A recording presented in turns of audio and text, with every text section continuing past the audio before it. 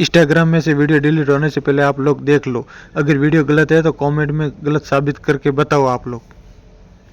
सोचो इतना टैक्स देने के बाद हमें मिलता क्या है। बच्चों के दूध से लेकर मरने के बाद कफन तक पर हम टैक्स देते हैं, लेकिन हमारे टैक्स का पैसा जा कहाँ रहा है। साफ पानी चाहिए तो वाटर प्यूरिफायर खरीदो, सांस लेना है तो एयर प्यूरिफायर खरीदो, अगर 24 घंटे लाइट चाहिए तो इन्वर्टर खरीदो, वरना ये किसी को नहीं पता है कि लाइट कब आएगी और कब जाएगी। किसी भी कंट्री को एक डेवलप कंट्री बनाने में सबसे इम्पोर्टेंट सेक्टर होता है एजुकेशन सेक्टर, लेकिन हमारे देश में गवर्नमेंट स्कूलों की हालत इतनी खराब है कि गरीब से गरीब माता पिता भी ये चाहते हैं कि हमारा बच्चा प्राइवेट स्कूल में पढ़े, क्योंकि उन्हें पता है कि हमारा बच्चा सरकारी स्कूल में कुछ नहीं पढ़ सकता है, कुछ नहीं सीख सकता है। अभी कुछ दिन पहले एक वीडियो वायरल हो रही थी कि सरकारी स्कूल के बच्चों को मिड डे मील का खाना फटे पन्नों पर परोसा गया। भाई उनके पास थाली तक नहीं है। अब ये गलत फहमी मत पालना कि सरकार के पास पैसा नहीं है। पैसा तो इतना है कि रखने के लिए जगह कम पड़ जाएगा, लेकिन पैसा कम नहीं पड़ेगा। हमारे टैक्स का पैसा जिन्हें हेल्थ और एजुकेशन जैसे जगहों पर खर्च करना चाहिए, सरकार अपनी जेब भर रही है। आइए डाटा के साथ बात करते हैं। 2014-15 में बीजेपी की टोटल संपत्ति थी करीब 760 करोड़ रुपए, लेकिन अभी वो संपत्ति 2025-26 में मतलब अगले 10-11 सालों में इनका 760 करोड़ 12,000